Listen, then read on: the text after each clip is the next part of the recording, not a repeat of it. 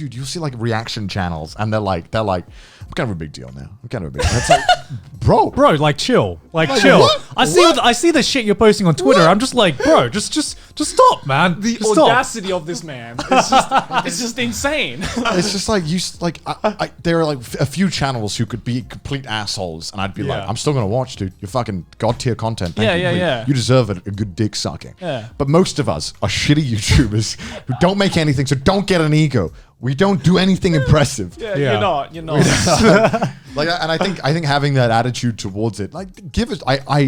Each one of my videos is my baby, and I care so much about it. But I never ever think I'm like anything special. Yeah. And I think that goes a long way in making you a down to earth person and personality. No. Being humble goes a very, very long way, right?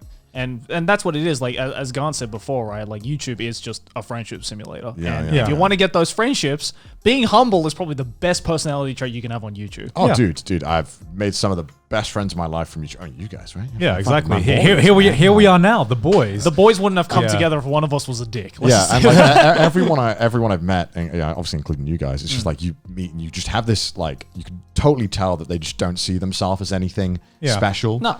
I mean, I feel like very lucky to be in the place that I am now. Oh, same. I wake up and I'm like, man, I'm fucking lucky to be here, man. Dude, I'm a smash a combini sandwich and get back to work. This is amazing. Like, I'm in fucking Japan. What the fuck? Yeah, I know. Meanwhile, like, people with like 100K subs who are just like the massive ego is like, where's my caviar in the morning? Oh no, dude, I've seen some abhorrent behavior from people who just think they're hot shit. And I'm like, oh my and then this isn't just limited to YouTubers, but like Instagrammers, Instagrammers, TikTokers. My God, like, just chill it. Just don't be an arsehole. That's the second You want to be a thing. successful YouTuber? Don't be a dick. But also, I think thinking about the future as well, and just planning ahead, I think is also important because for like when you hear about YouTuber success stories, everyone always just sees, oh man, they're growing so fucking quickly, right? I want that. I want to grow quickly. But what they don't see a lot of the times is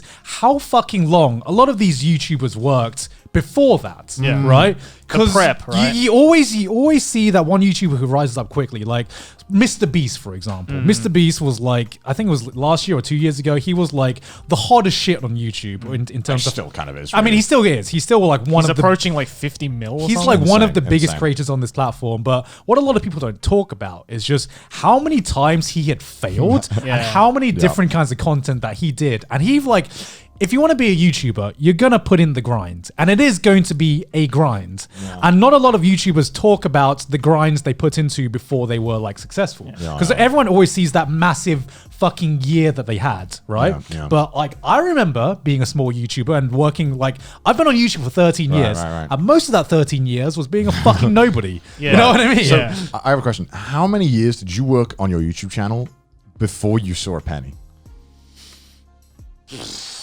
7, 8 years, dude. And then okay, because do you ever get those comments where people are like, dude, YouTubers make too much money? And then I always just tell them, dude, work for 7 years for nothing and then see if you like if you want tell me you want to work for 7 years at the chance of being successful and getting some money. And it's also a system that allows some amazing things. The reason why some people make, like I'm never going to make nearly as much money as someone like Logan or Jake Paul makes. But that system is also in place so that one animator who makes one video a month can just make enough to get by. Because if Logan Paul and Jake Paul didn't make that much, then the animator down there couldn't make that much. You know what I mean? And it's some of these YouTubers have way too much fucking money. But it's a system that, you only see the success and you never, like you said, you never see the hard work. You never see the 40 hours a week I was putting in while trying to get a degree. When we say rise and grind, we mean that half as a joke, but we genuinely mean that. I mean, we talked about how we try to have a less hands-on approach now. Some of us to varying degrees of success. Like any business, you grow and you delegate the jobs. Like, I don't think there is literally a YouTuber I know that hasn't gone through a period where they just wanted to, where all they did was do YouTube from moment to night, from like waking up to night. Like there was a year, I'm sure for all three of us, where this was all we did. And we put in that fucking grind. And the hard part was learning, once we were successful, how to get out of this grind, because it's like unsustainable.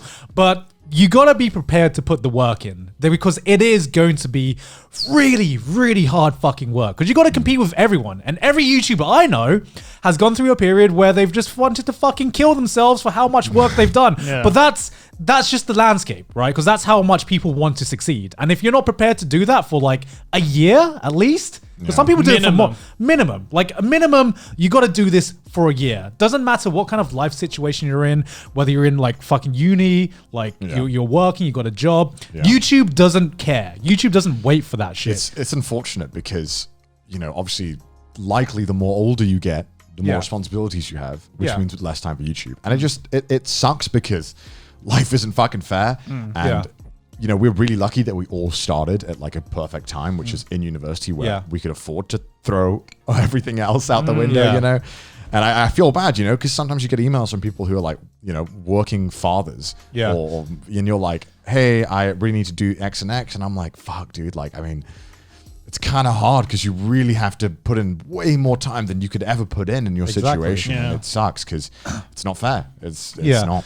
Because like for me, when people ask me what do I have to do to like make YouTube my job, the first thing I ask them, no matter how many like sub counts they are, if they want to think about making this a job, I'm like, are you prepared to take a year out of your life to make it work? To make it work, at least a year out of your life. If you're prepared to take a year out of your life to make this work, then it's something I think is feasible with the right work ethic. Because it's not just about work. It's not just about, because with YouTube, you not only have to work hard, you have to work smart as well to stand out. And that's not even a guarantee, right? And like that 1 year is like you have a chance of becoming successful. But like, okay, here's if we're throwing pure numbers into this, into the algorithm, I feel like if you have over 100,000 subscribers, you can make this into a job. Yeah, you probably could. You're maybe not right at that point, but you can easily get. No, like with the good amount of views. Yeah, I reckon with a healthy amount of views. With a healthy amount of views, like if you've just like obviously just reached 100,000 and you have don't like quit your job. Don't I'm not saying you can quit your job, but you do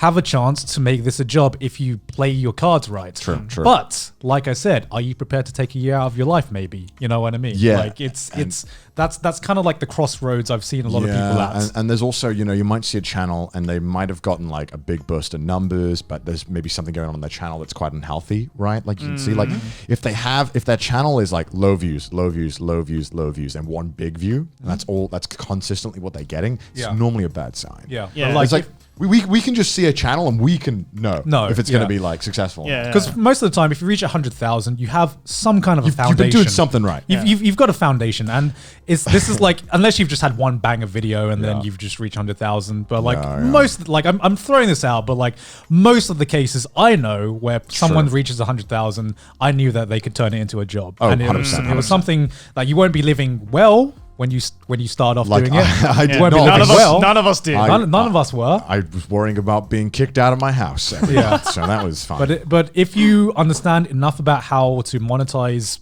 your work and the internet, like fucking artists, please learn how to monetize your work. There's so many talented people out there where they're not making a single penny because they don't know how to market their skill sets. Like if you just do a bit of research about how to market yourself and how to monetize your platform, you can make this a job.